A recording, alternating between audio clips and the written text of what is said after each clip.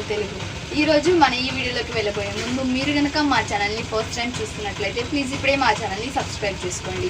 అలాగే పక్కన ఉన్న బెల్ ఐకాన్ని క్లిక్ చేసి మా వీడియోలని నోటిఫికేషన్ ద్వారా పొందగలరు. ఈరోజు అయితే ఒక స్పెషల్ వీడియో అండి. అదేంటి అంటే మా ఇంటి దగ్గర వినాయకుని పందిరి వేసి ఇది థర్డ్ డే అనమాట. సో ఈరోజు మార్నింగ్ మా మమ్మీ వాళ్ళు కూర్చుంటున్నారు పీటల మీద. సో పూజ చేస్తారు కదా అలా అనమాట. పూజా కార్యక్రమం 10 లోపు అయిపోతుంది. సో 10 నుంచి మళ్ళీ ఇక్కడ నుంచి మాకు గ్రామ దేవత అయిన బొడ్రాయి అమ్మవారి దగ్గరికి పసుపు కుంకాలు తీసుకెళ్లే కార్యక్రమం ఉంది. సో అదంతా కూడా నేను మీకు చూపిస్తాను. అక్కడ నుంచి వచ్చిన తర్వాత ప్రసాదాలు పెడతారు కదా, సో ఆ కార్యక్రమం కూడా ఉంది. ప్రసాదాలు కూడా మావేనండి. అదంతా కూడా నేను మీకు వీడియోలో చూపిస్తాను. మేము ఏమేమి ప్రసాదాలు పెట్టాము, పసుపు కుంకాలు ఎలా సమర్పించాము అండ్ మా పూజా విధానం అంతా కూడా చూపిస్తాను. మేమందరం రెడీ అయిపోయాము. పందిరి దగ్గరికి వెళ్ళడమే ఆలస్యం. సో ఇప్పుడైతే పందిరి దగ్గరికి వెళ్ళిపోదాం. ఇక్కడైతే చూస్తున్నారు కదండి, పూజ కోసం మేము పళ్ళు, పూలు, కొబ్బరికాయలు ఇవన్నీ అయితే తీసుకున్నాము. వీటన్నిటిని కూడా మేము పూజలో ఉపయోగిస్తాము. పూజకి వెళ్ళబోయే ముందు మేము ఆల్రెడీ ఇంట్లో ఒకసారి పూజ చేసేసాము. ఇంట్లో పూజ చేసిన తర్వాత మేము పందిరి దగ్గరికి వెళ్తాము.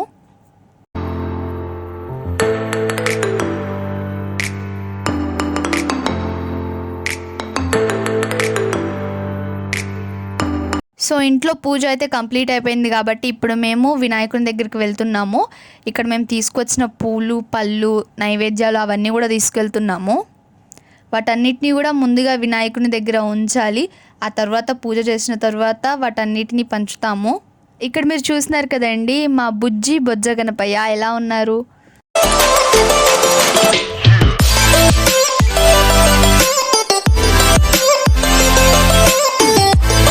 నేను చెల్లి అయితే పూలు, కొబ్బరికాయలు, పూజకి కావాల్సిన సామాగ్రి అంతా తీసుకొచ్చాము.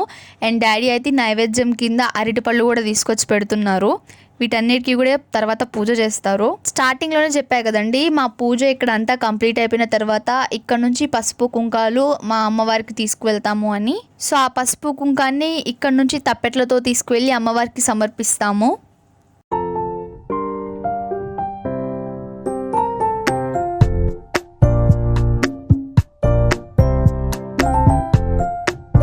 సో ఇప్పుడైతే పంతులు గారు వచ్చేసారు. ఇంకా మా పూజా కార్యక్రమం అంతా కూడా స్టార్ట్ చేస్తున్నాము. డాడీ, మమ్మీ ఒకవైపు కూర్చుంటే నేను చెల్లి ఇంకొక వైపు కూర్చున్నాము. అందరం కూడా పూజారి గారు చెప్పినట్టు మా పూజ అంతా కూడా చేస్తూ ఉన్నాము.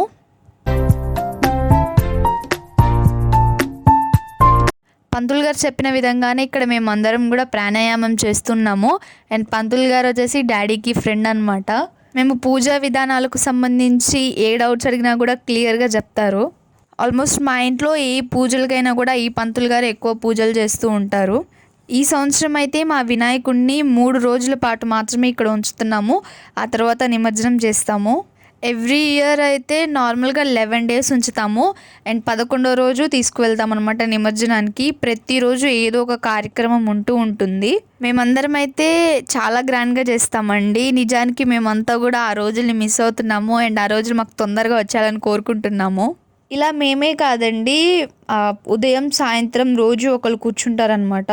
కూర్చున్న వాళ్ళందరూ కూడా ఇలా పూజ చేయించుకుంటారు. పంతులు గారు నిదానంగా అన్నీ ఎక్స్ప్లెయిన్ చేస్తూ చాలా బాగా పూజ అంతా కూడా చేయిస్తారు.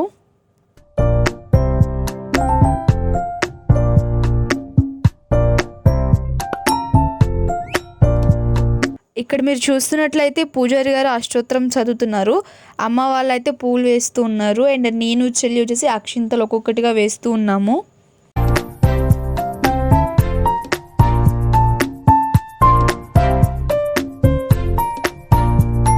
ఇక్కడైతే అష్టోత్తరం చదవడం అయిపోయిందండి. అండ్ ధూపం సమర్పిస్తున్నారు.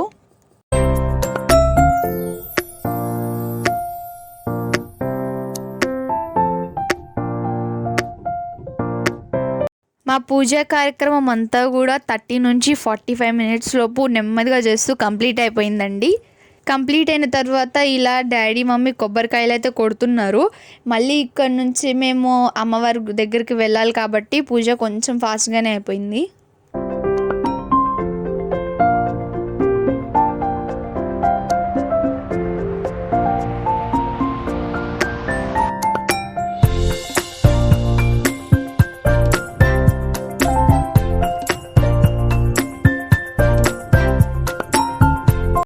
సో కొబ్బరికాయలన్నీ కూడా కొట్టిన తర్వాత ఇలా స్వామివారికి నమస్కారం చేసుకుంటున్నాము. ఇప్పుడు వచ్చేసి హారతిని అయితే ఇస్తున్నారు డాడీ. పంతులు గారు ఏం చెప్పారు అంటే మనం దేవుడికి హారతిని ఇస్తున్నప్పుడు ఖచ్చితంగా మనం నుంచొని హారతి ఇవ్వాలని, అలాగే మనం హారతి తీసుకుంటున్నా కూడా నుంచొని హారతి తీసుకోవాలి అని చెప్పారు. సో ఆ విధంగానే మేము కూడా చేస్తున్నాము.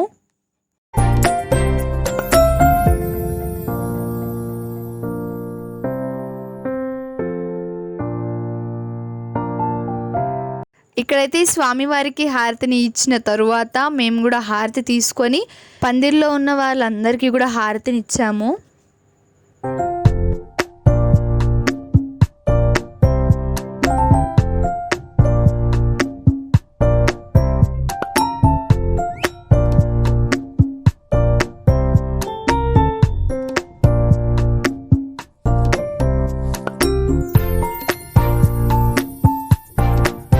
సో ఇక్కడితో అయితే మా పూజ కార్యక్రమం పూర్తయిందండి. పంతులు గారు వచ్చి మా అందరి మీద అక్షింతలు కూడా వేశారు. ఆ తర్వాత మేము తీసుకొచ్చిన ప్రసాదాలన్నీ కూడా స్వామివారికి సమర్పించాము.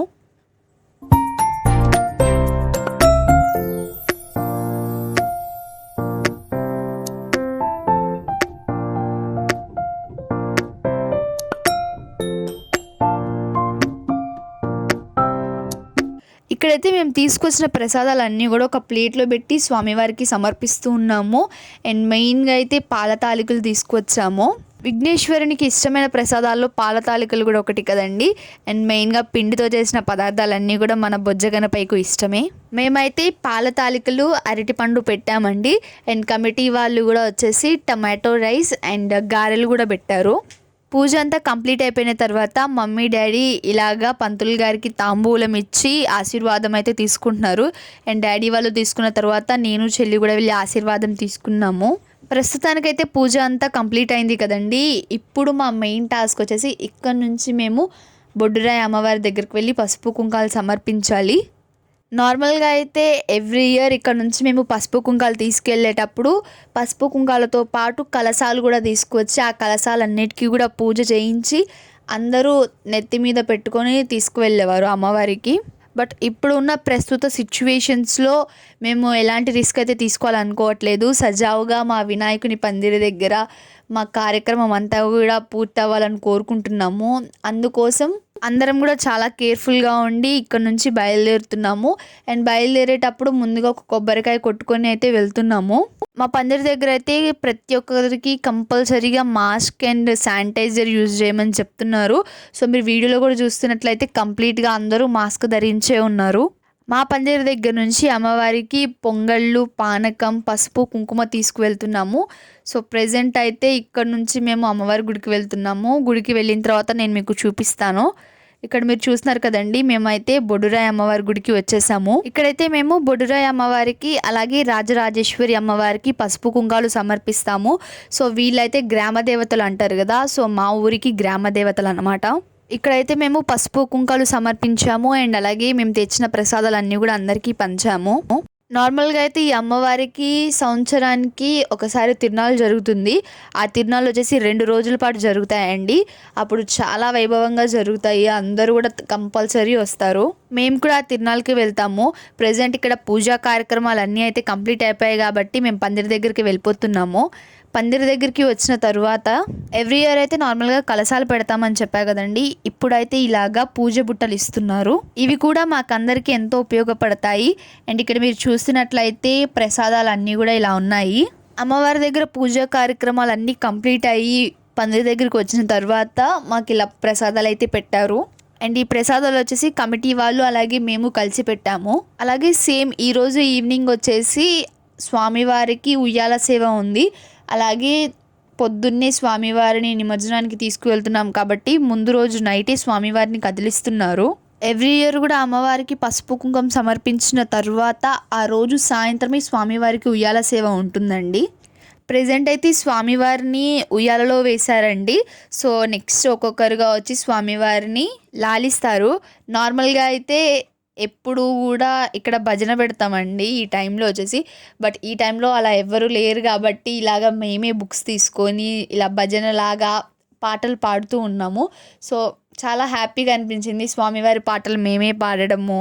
ఇక్కడైతే డాడీ మామయ్య వీళ్ళంతా పాటలు పాడుతూ ఉంటే నేను చెల్లి వచ్చేసి ఈ ఉయ్యాల కార్యక్రమంలో పాల్గొన్నాము. ఇక్కడికి వచ్చిన ప్రతి ఒక్కళ్ళు కూడా చిన్నపిల్లల నుంచి పెద్దవాళ్ళ వరకు తప్పకుండా స్వామివారి ఉయ్యాల ఊపుతారు. సో ఇక్కడ ఒక స్పెషల్ ఏంటి అంటే స్వామివారికి కావాల్సిన పూలు అవన్నీ కూడా అమ్మ వాళ్ళు ఆంటీ వాళ్ళు అందరూ కూడా మధ్యాహ్నం నుంచి కూర్చొని కట్టారనమాట. ఆ తర్వాత కమిటీ వాళ్ళంతా కూడా ఇలా డెకరేషన్ చేశారు.